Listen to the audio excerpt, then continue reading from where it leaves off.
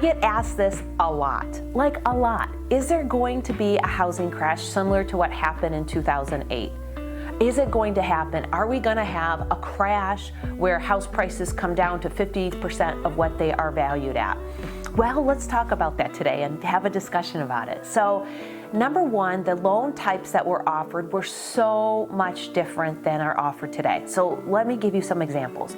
For one, there was a no income, no asset verification loan. So you'd put on your application, I'm a babysitter, I make $20,000 a month, and I have $300,000 in the bank, right? So you're like, wow, you do really good with your babysitting job.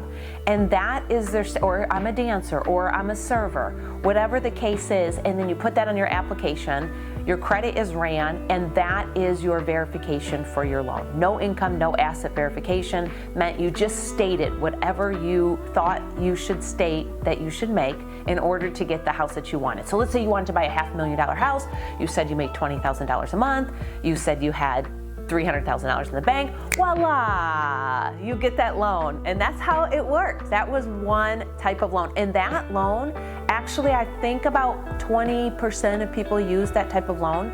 Another type of loan was a person with a 580 credit score, 580, 1 day out of bankruptcy.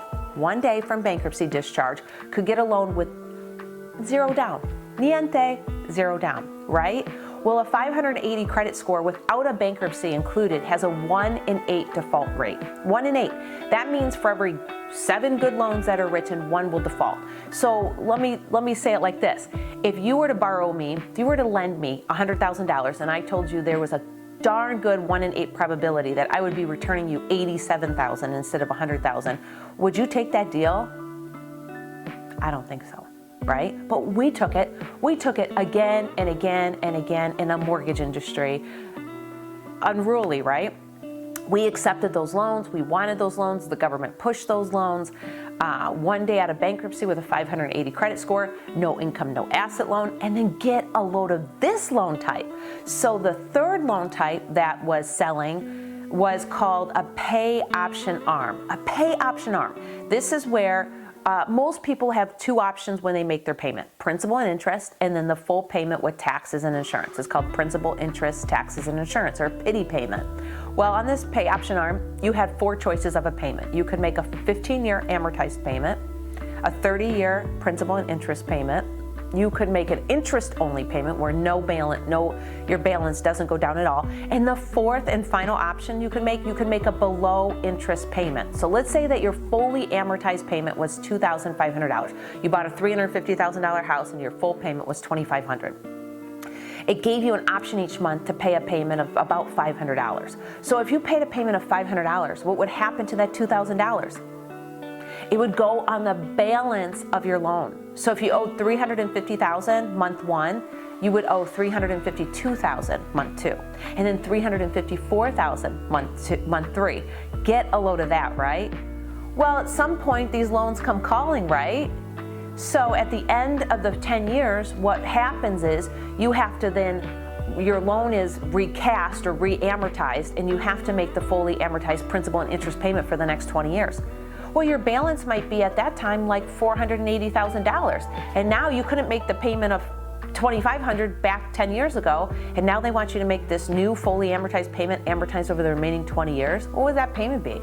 Like $5,500? Yeah. So then the attitude was, don't worry, we'll just refinance your loan. Don't worry about it, no problem. We'll refinance you before then, and you can rewrite your loan terms, and then we'll do this again.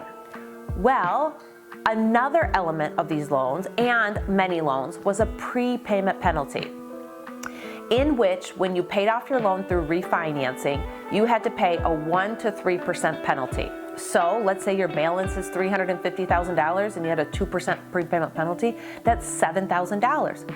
Oh, don't worry about it, we'll put it on the loan balance.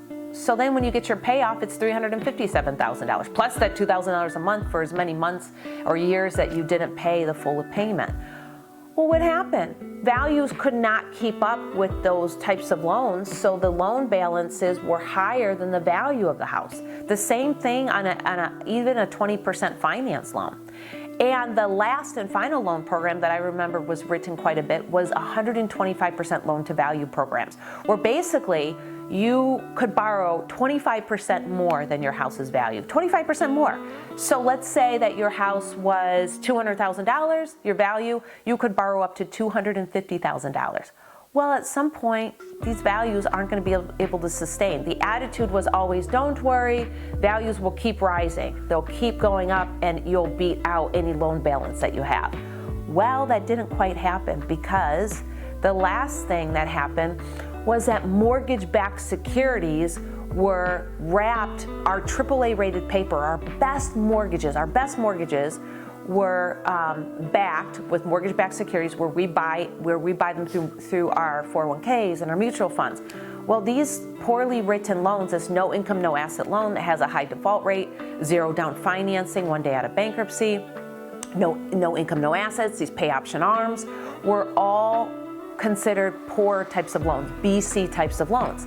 And when that happened, they would wrap them into these AAA rated paper mortgage-backed securities. So they started defaulting, right? Because they have like a 10 to 20% default rate. So when they start defaulting, people in different countries are like, what is going on with the United States of America? Why are their mortgages defaulting? And then they started selling them. They said, we don't want anything to do with mortgages in the USA because they're not good. They're like having default ratios of 20 to up to 25%. So they were like, this is supposed to be AAA rated paper, which has a default ratio of less than 1%. Less than 1% on AAA rated paper. And then we were hiding in these mortgages. When I say we, are the government, the United States, Fannie Mae, Freddie Mac, we were just hiding in these poor loans. So all of that attributed to the meltdown. What's different today?